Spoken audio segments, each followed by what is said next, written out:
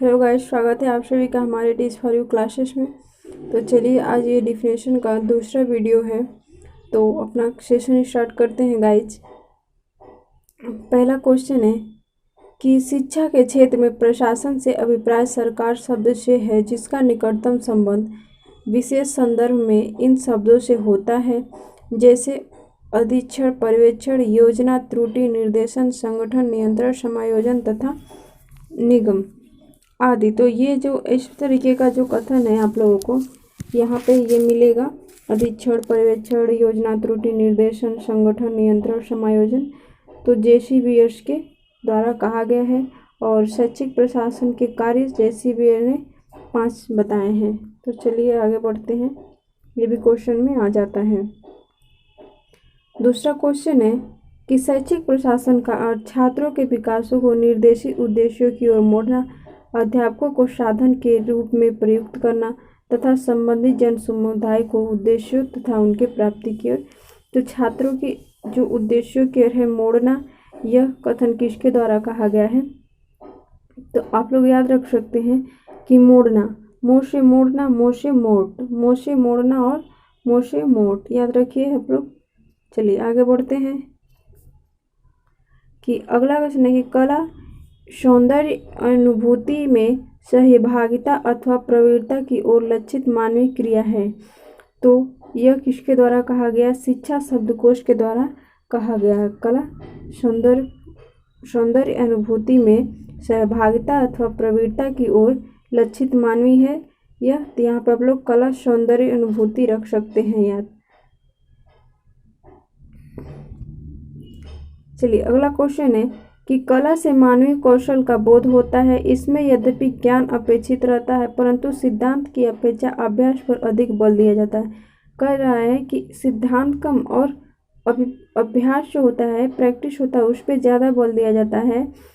तो यह कथन किसके द्वारा कहा गया है कि कला से मानवीय कौशल का बोध होता है, इसमें यद्यपि ज्ञान अपेक्षा रहता है। कला से मानवीय कौशल का बोध होता है, इस प्रकार से किसने कहा है?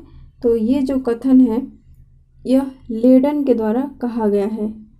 लेडन के द्वारा कहा गया है।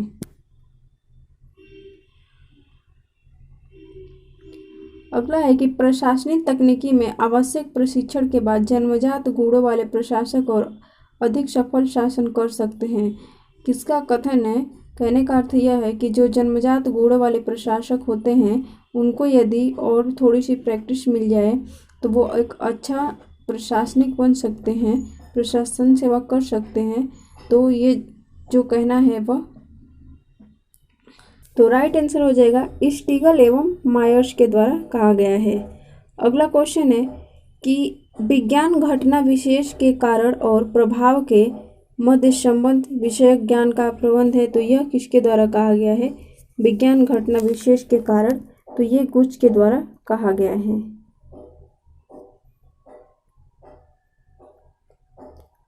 अगला क्वेश्चन है कि मूलतः शैक्षिक प्रशासन का उद्देश्य यह है कि अध्यापकों तथा छात्रों को ऐसी परिस्थितियों में लाया जा सके जिसमें कि शिक्षा के उद्देश्य सफलतापूर्वक प्राप्त हो। तो यह कथन किसके द्वारा कहा गया है? तो यह कथन जेसी बियर्स के द्वारा कहा गया है।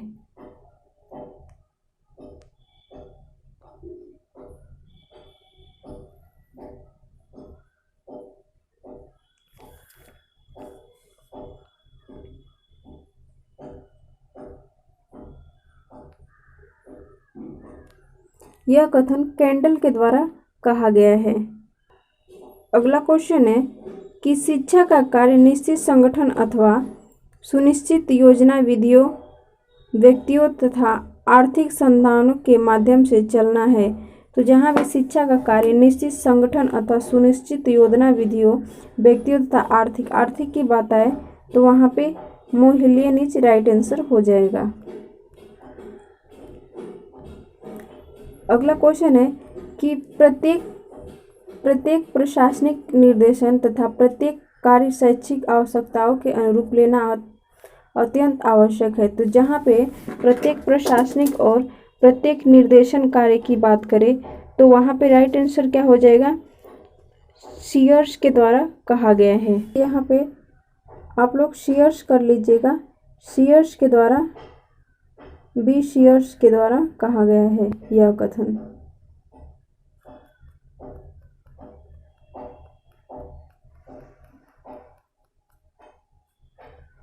अगला क्वेश्चन है कि विद्यालय एक सहकारी समाज या एक ऐसा समाज है जहां सहयोग प्राप्त किया जाता है।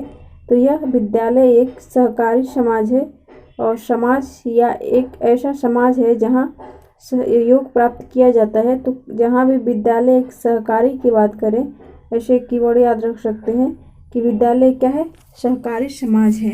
तो रायबर्न के द्वारा कहा गया है यह कथन। अगला है कि विद्यालय को एक सामाजिक आविष्कार कहा जा सकता है जो बच्चों के विशिष्ट लक्ष्यों तथा समाज की सेवा करता है। तो यह कथन भी विद्यालय को एक सामाजिक सेवा कहना, यह भी कथन रायबर्न के द्वारा है। अगला क्वेश्चन है कि यह एक ऐसा विशिष्ट वातावरण है जहां वांछित रेखा पर बालकों के विकास को समकक्ष रखकर जीवन के निश्चित मूल्यों एवं क्रियाओं तथा व्यवसाय प्रदान किए जाते हैं। तो जहां वांछित रेखा पर बालकों के विकास को समकक्ष रखा जाए, कहाँ पे, वांछित रेखा पे बालकों के विकास को समकक्ष रखा जाए, याद रखिए वांछित रेखा पे। तो ये जॉन डीवी के द्वारा कहा गया है। और डीवी जी क्या करते हैं, ऐसे ट्रिक बना लीजिए कि एक रेखा है उस पर जॉन डीवी जी चलते हैं, इस तरीके से आप लोग ट्रिक बना सकते हैं। तो थैंक्स फॉर वॉचिंग गाइज। यदि हमारी वीडियो आप लोग के लिए हेल्पफुल हो तो एक लाइक शेयर कमेंट जरूर कीजिएगा। धन्यवाद।